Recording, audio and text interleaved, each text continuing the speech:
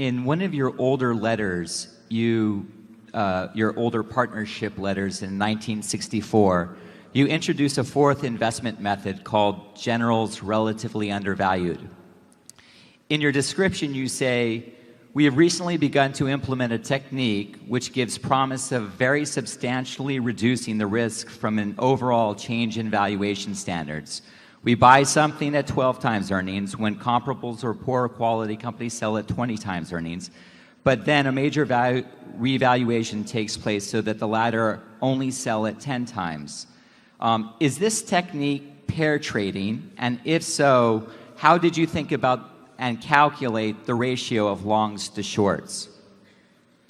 Yeah, I didn't remember we started as early as 64, but certainly in the 60s we did some of what in a very general way would be called pair trading now, which is a technique that's used by a number of hedge funds and perhaps others that go long one security and short another, and often they try to keep them in the same industry or something. They say that British Petroleum is relatively attractive compared to Chevron or vice versa, so they long one and short the other.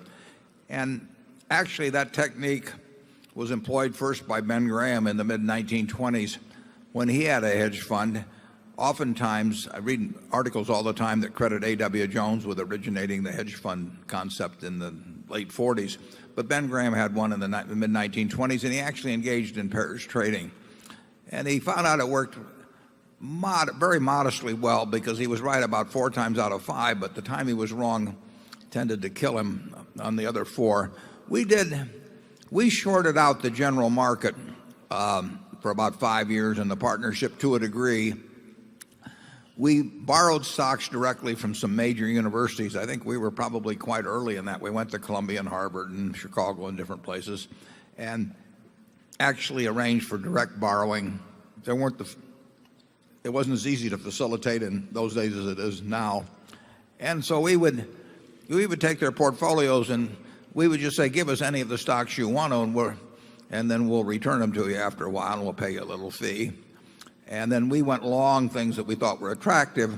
We did not go short things that we thought were unattractive. We just shorted out the market generally. It was always kind of interesting to me when I would visit the treasurer of Columbia or something like that, and I'd say, "We would like to borrow your stocks to short."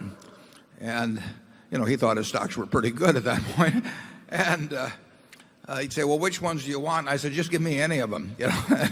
I'm happy to short your whole damn portfolio."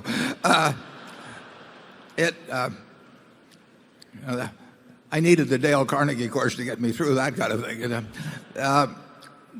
We didn't have any specific ratios in mind. We were always limited by the number of institutions that would give us the stocks to short. So it was not a big deal, but we probably made some extra money out of it in the 60s. It's not something that would fit what we do these days at all.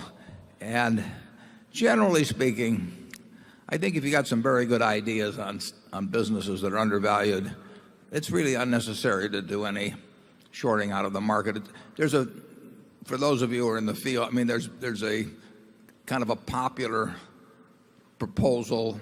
Money managers always have some popular proposal that's being sold to the potential investors, and now there's something called 130-30 where you're long 130%, long short 30%. That stuff's all basically a bunch of stuff just to try and sell you the idea of the day. It doesn't really have any great statistical merit, but the fish bite, as Charlie says. And Charlie can elaborate on that. Yeah, we made our money by being long some wonderful businesses. We didn't make it by a long short strategy.